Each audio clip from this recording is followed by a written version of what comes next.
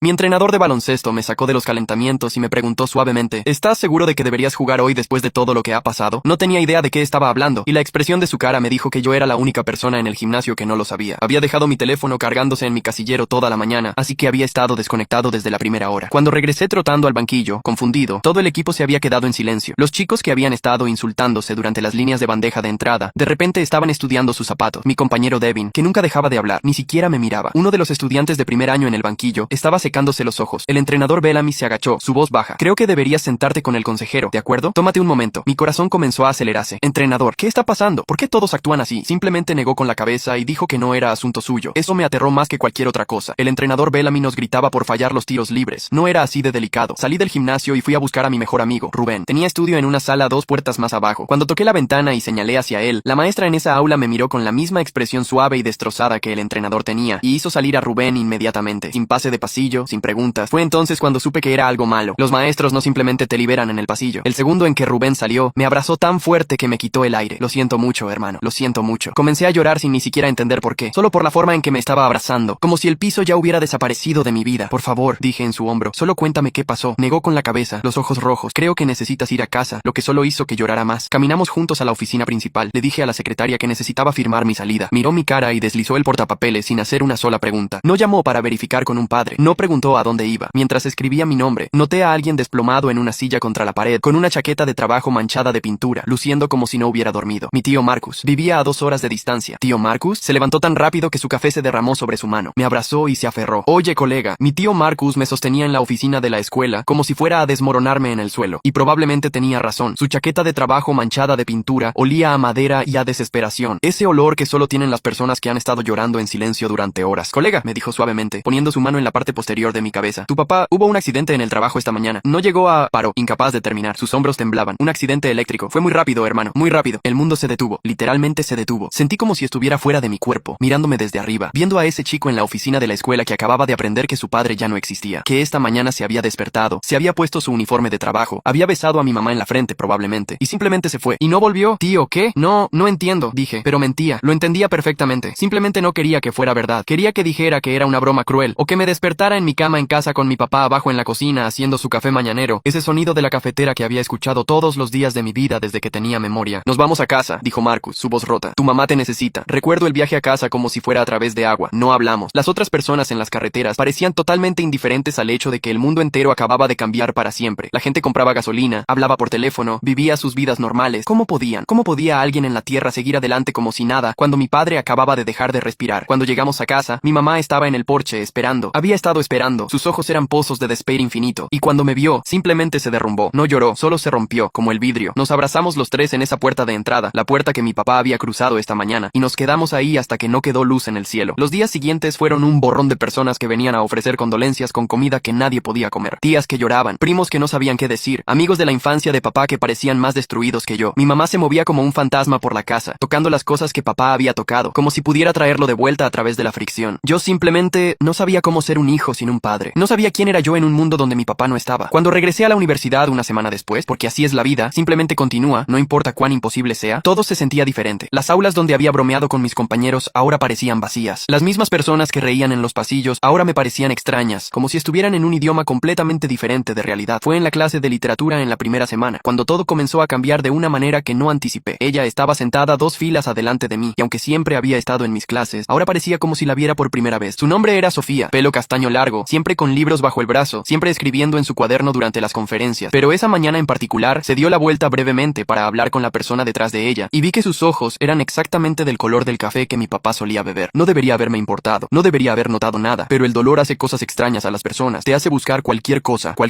para distraerte de la oscuridad, y Sofía era hermosa sin intentarlo, lo que la hacía aún más peligrosa. Pero no pasó nada en esa clase, ni en las siguientes 2 semanas. No nos hablamos, solo ocupaba mi asiento, ella ocupaba el suyo, y intentaba fingir que todo tenía sentido. El entrenador Bellamy me había dejado volver al básquetbol, aunque no estaba seguro de por qué. Mis reflejos eran lentos, mi corazón no estaba en ello. Pero Rubén, mi mejor amigo, el hermano que había elegido, simplemente mostraba de vez en cuando. Se sentaba en el gimnasio después de los entrenamientos y no decía nada, solo estaba ahí. Eso era todo lo que yo necesitaba. Pasaron 3 semanas desde el funeral. Mi mamá aún no había regresado al trabajo. Yo intentaba concentrarme en las clases. La vida seguía, como lo hace, sin consideración alguna por quién estaba listo o no. Y fue en un proyecto de literatura cuando las cosas cambiaron. El profesor asignó un trabajo en parejas. Tenías que leer una novela juntos y luego presentar el análisis de los personajes principales. Cuando anunció los nombres, emparejó a Sofía conmigo. Probablemente fue completamente aleatorio, pero en ese momento se sintió como el universo diciéndome algo que no quería escuchar. Ella se acercó a mi asiento después de la clase, sonriendo nerviosamente. Entonces, parece que somos pareja de proyecto, dijo. ¿Vamos a la biblioteca mañana para comenzar? Asentí, sin poder pensar claramente. Sus ojos, cuando me miró directamente por primera vez, eran exactamente el tipo de distracción que necesitaba. Nos encontramos en la biblioteca al día siguiente. Ella ya había comenzado a leer el libro, y tenía notas en los márgenes en una letra hermosa y cuidadosa. Pasamos 4 horas juntos ese primer día, solo hablando sobre personajes y tramas, sobre cómo la literatura refleja las cosas que no podemos decir en voz alta en la vida real. En algún punto, ella me preguntó por qué me había visto tan triste en clase, por qué siempre parecía como si estuviera a millones de kilómetros de distancia, aunque estuviera físicamente presente. Algo en la forma en que preguntó, sin presión, sin esperar que respondiera, simplemente dejando espacio para que yo pudiera si lo necesitaba, hizo que se me quebrara algo adentro. Le conté sobre mi papá, todo, cómo había ocurrido, cómo me había enterado en la escuela rodeado de personas que sabían antes que yo, cómo el mundo se había dividido en un antes y un después que parecía imposible de reconciliar. Ella escuchó sin interrumpir. Cuando terminé, simplemente puso su mano sobre la mía en la mesa de la biblioteca, donde nadie más podía ver, y la dejó ahí. Durante 3 minutos enteros solo dejó su mano en la mía. No dijo nada. Las palabras habrían arruinado algo que ya era perfecto. Después de eso, nos convertimos en constantes. Cada día teníamos que trabajar en el proyecto, pero en realidad solo estábamos gastando tiempo juntos. Ella me llevaba a lugares que conocía en la universidad, pequeños rincones tranquilos donde podíamos hablar sin que el ruido del mundo nos molestara. Le conté sobre mi papá, sobre sus historias, sobre la forma en que hacía reír a mi mamá incluso cuando las cosas eran difíciles. Ella me escuchaba como si cada palabra fuera sagrada, y ella compartió cosas conmigo también, sobre su familia, sus miedos, los motivos por los que estudiaba literatura cuando probablemente su padre quería que fuera abogada, sobre cómo se sentía fuera de lugar a veces, como si estuviera viviendo la vida de alguien más. Algo en nosotros se alineó durante esas semanas, o tal vez simplemente necesitábamos a alguien que nos entendiera cuando el resto del mundo parecía impenetrable. Fue un viernes por la noche, quizás 3 semanas después de ese primer día en la biblioteca, cuando Sofía y yo nos besamos por primera vez. No fue planeado. Estábamos en un banco fuera de las dormitorios, mirando a los estudiantes pasar, hablando sobre la muerte y cómo la gente vivía sus vidas normales alrededor de un dolor tan grande. Ella dijo algo sobre cómo yo era la única persona que realmente la había visto alguna vez, y yo simplemente la besé. Fue como si toda la gravedad del universo se redujera a ese momento, a ese beso, a la forma en que su mano se alcanzó para tocar mi cara como si fuera algo frágil que podría romperse. Después de eso, fue como si una puerta se hubiera abierto que no podría cerrar. Pasamos todo nuestro tiempo libre juntos. Ella venía a mi casa y se sentaba con mi mamá en la sala de estar, hablando sobre libros y la vida, y algo en la forma en que Sofía la miraba a los ojos cuando hablaba hacía que mi mamá sonriera por primera vez en meses. Yo la llevaba a mi equipo de básquetbol en los juegos, y ella se sentaba en las gradas, gritando cuando hacía un buen tiro, haciendo que me sintiera menos invisible en un deporte que había dejado de amar. Pero hubo algo raro, algo que no podía ignorar completamente. Rubén actuaba diferente a su alrededor. Al principio pensé que simplemente estaba celoso, lo cual era racional. Su mejor amigo de toda la vida ya no pasaba todo su tiempo libre con él. Pero era más que eso. Rubén observaba a Sofía con una intensidad que me hizo sentir incómodo. La forma en que su mirada la seguía cuando pensaba que yo no estaba mirando. La forma en que se inclinaba hacia ella cuando hablaba. La forma en que sus dedos casi se tocaban cuando pasaban cosas sobre la mesa. Una noche, después de que Sofía se fue, le pregunté al respecto. Hombre, dije, ¿está todo bien contigo y Sofía? ¿Sientes que la robo? Negó rápidamente, quizás demasiado rápidamente. No, hermano, está todo bien, solo... Bueno, sé que las últimas semanas han sido difíciles para ti. Solo quiero asegurarme de que no te aprovechas de ella porque te sientes solo. Las personas en duelo hacen cosas raras. Fue una cosa rara de decir, y en ese momento debería haberle prestado más atención. Debería haber presionado. Debería haber visto la advertencia en su voz. La preocupación que no era realmente preocupación, sino algo mucho más oscuro. Pero estaba demasiado perdido en Sofía, en la forma en que me hacía olvidar que mi padre había muerto, en la forma en que su presencia ocupaba el espacio vacío que papá había dejado atrás. Pasaron 2 meses. Fue casi perfecto. De esa manera que hace que todo sea casi perfecto debe serlo, porque nada perfecto dura para siempre. Sofía y yo hicimos nuestro proyecto de literatura y obtuvimos una A. El profesor dijo que nuestro análisis fue el más profundo que había leído en años, que claramente nos entendíamos mutuamente de una manera que la mayoría de las personas nunca alcanzaría. Mi mamá me preguntó un día si Sofía vendría a la casa para la cena. Quería cocinar algo especial, dijo, queriendo agradecerle por traerme de vuelta a la vida. Eso fue lo que dijo exactamente. Me trajiste de vuelta a la vida. No sabía qué tan profundo era ese comentario, cuán profético sería. Planeé todo para ese fin de semana. Sofía vendría el sábado por la noche. Mi mamá cocinaría pasta, mi comida favorita de la infancia que papá solía preparar. Sería una especie de bendición, una forma de honrar a ambos, a mi papá y a ella, en el mismo lugar. Pero el viernes antes, algo cambió. Iba caminando hacia el dormitorio de Rubén para avisarle que no podía pasar el rato con él el sábado porque Sofía vendría a casa. Su puerta estaba abierta y podía verlo desde el pasillo hablando con alguien. Sofía, mi Sofía. Pero la forma en que hablaban no era la forma en que Sofía hablaba conmigo. Era más suave, más íntima. Ella estaba riendo. Esa risa que yo pensaba que era mía, que yo pensaba que había ganado a través de semanas de vulnerabilidad y dolor compartido. Me detuve en el pasillo, sin estar seguro de si debería entrar o si debería simplemente irme. Y fue entonces cuando escuché que Rubén decía algo que cambió absolutamente todo. No puedo seguir fingiendo, hermano, dijo. Llevo semanas queriendo hacer eso. No es justo para ninguno de de nosotros. Mi corazón comenzó a acelerarse. El mundo se detuvo nuevamente, exactamente como lo había hecho cuando mi tío me dijo sobre papá. Ese mismo silencio, esa misma sensación de que todo lo que conocía estaba a punto de desaparecer. Abrí la puerta completamente. Sofía saltó del asiento de Rubén donde estaba sentada, demasiado cerca, con las manos entrelazadas con las de él. Sus ojos se encontraron con los míos y vi la culpa allí, completa y absoluta. Una culpa que no tenía palabras para explicar. ¿Qué está pasando?, pregunté, aunque ya lo sabía. Lo había sabido en el momento en que vi la distancia entre ellos, que no era distancia en absoluto, sino la clase de proximidad que solo existe entre personas que ya se han tocado en formas que otras personas no ven. Ella se puso de pie rápidamente, como si eso pudiera cambiar lo que yo ya había visto, como si el movimiento pudiera deshacer la realidad. Rubén se puso de pie también, y su cara mostraba no arrepentimiento, sino algo más predatorio, como si hubiera estado esperando que viniera a través de esa puerta, como si todo esto fuera un juego que había estado ganando todo el tiempo. Mira, hermano, empezó, pero ya no lo escuchaba, ya no escuchaba nada, solo escuchaba el sonido de mi mundo rompiendo por segunda vez en cuestión de meses. Mi padre, ahora esto, y algo en la forma en que Rubén me miraba, con esa expresión de victoria en su cara, me hizo darme cuenta de algo que me heló la sangre. Esto no era un accidente, esto no era una cosa que había sucedido, esto era algo que había sido planeado, cuidadosamente, desde el principio. Sofía abrió la boca para hablar, pero yo levanté mi mano. No quería escuchar, no quería oír su voz tratando de explicar algo que no tenía explicación. Miré a Rubén directamente a los ojos, y la pregunta que salió de mi boca fue tan tranquila que asustó a ambos. ¿Cuánto tiempo? ¿Cuánto tiempo ha estado pasando esto? Rubén no respondió inmediatamente, y en ese silencio, supe la respuesta. No fue la última semana, no fueron 2 semanas, fue más tiempo que eso, mucho más tiempo. ¿Desde el principio?, pregunté, aunque ya lo sabía. Vi en su cara que era verdad, y fue en ese momento cuando Sofía dijo algo que cambió absolutamente todo. Espera, no, ella comenzó, pero luego se detuvo, y en ese freno, en esa pausa, vi que ella también estaba a punto de decir algo que no podía ser dicho, algo que iba más allá de la traición, algo que explicaba por qué Rubén había estado observándola desde el principio, algo que explicaba por qué mi tío Marcus había estado en mi escuela ese día, manchado de pintura, algo que explicaba todo, y nadie en esa habitación estaba dispuesto a decirlo.